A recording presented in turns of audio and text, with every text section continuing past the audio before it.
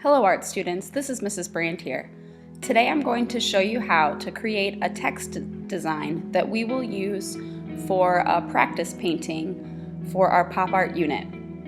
This text design is inspired by the work of Robert Indiana, a famous pop artist from the 1960s. This is one of his artworks titled Love. The first thing you need to do is open up Photoshop.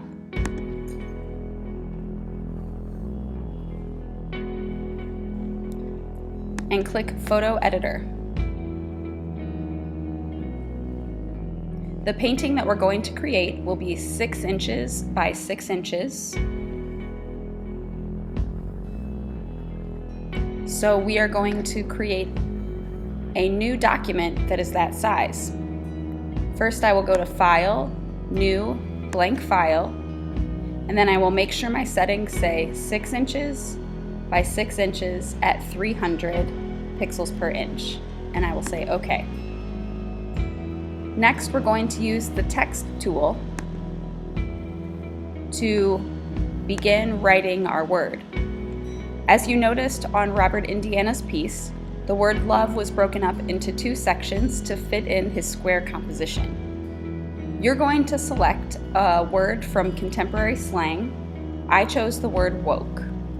The word woke is spelled W-O-K-E, so if I were to divide that into 2 sections to fit nicely in my composition, my square composition, I would separate it into W-O for the first text layer and K-E for the second.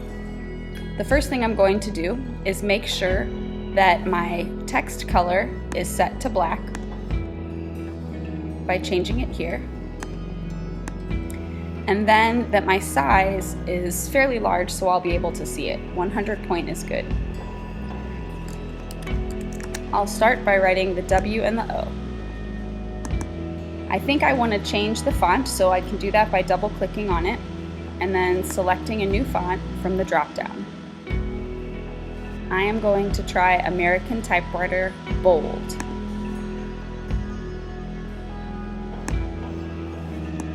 I like this font, and I want to create another text layer for the rest of my word in the same font. So I can come over to my Layers palette and select the text layer that says WO, and then I can do Duplicate Layer, which is in my layer menu. And now you'll see that I have 2 layers over here, but it still looks like 1 layer here. Make sure that your Move tool is selected and you can bring down one of those text layers to see that you have 2.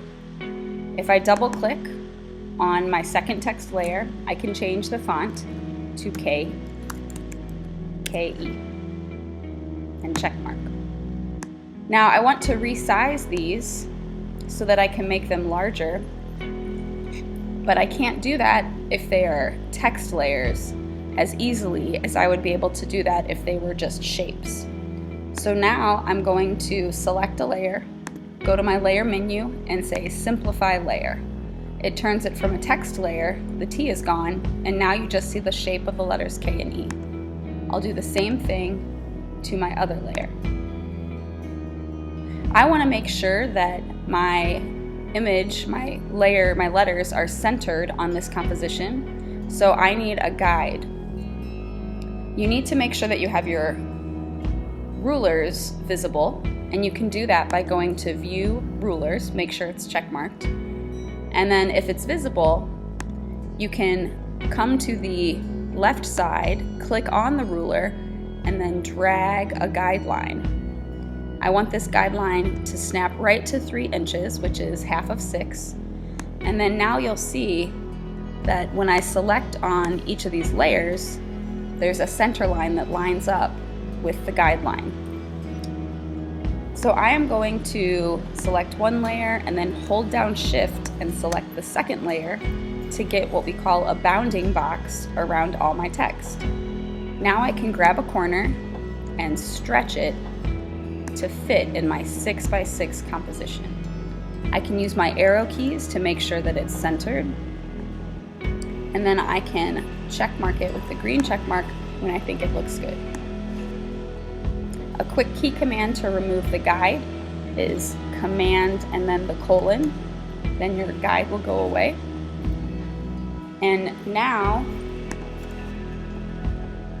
I can do a few minor adjustments, and my contemporary slang word that I'll use for my practice painting is complete.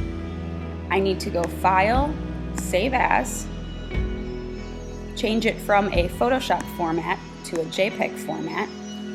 You can select where it's going to save here, and then I can title it my last name and the word that I chose, and say save. You want the quality to be as high as it can, which is 12.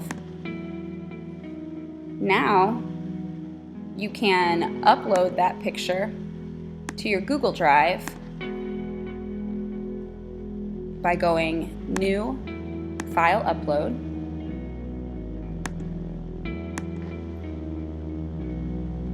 And then once it has uploaded, you can share it with me.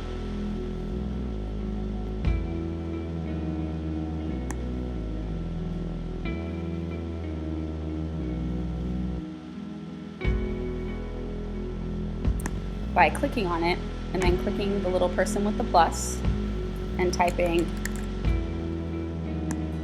my email.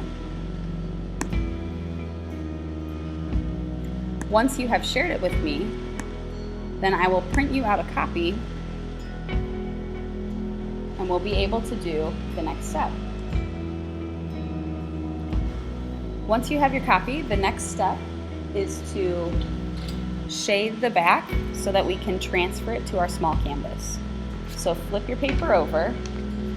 I like to give myself a small section, a box around the letters so that I don't have to shade a whole lot.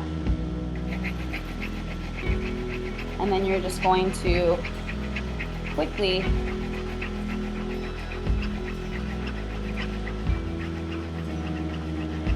scribble onto the back of the paper.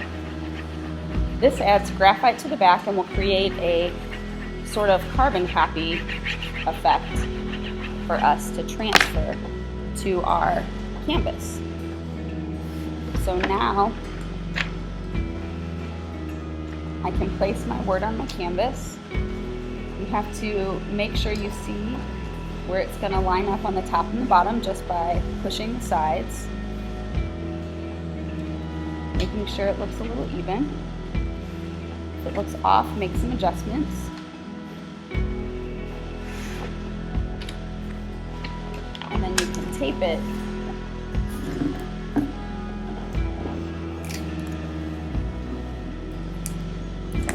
to the back.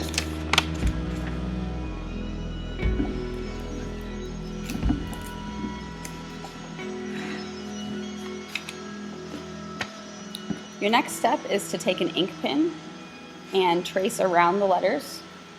So I like to use a colored ink pen because then I can see the outline of what I've already started. The canvas has a little bit of a texture to it, so it might be kind of challenging to trace.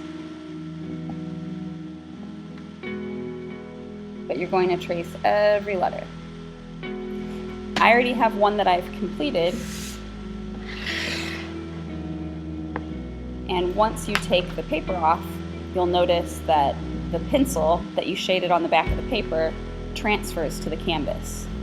Our next step is to take a Sharpie and we're going to outline the letters so that we can see them better when we're ready to paint. Once you have completely outlined your image, then you will be ready for the next step.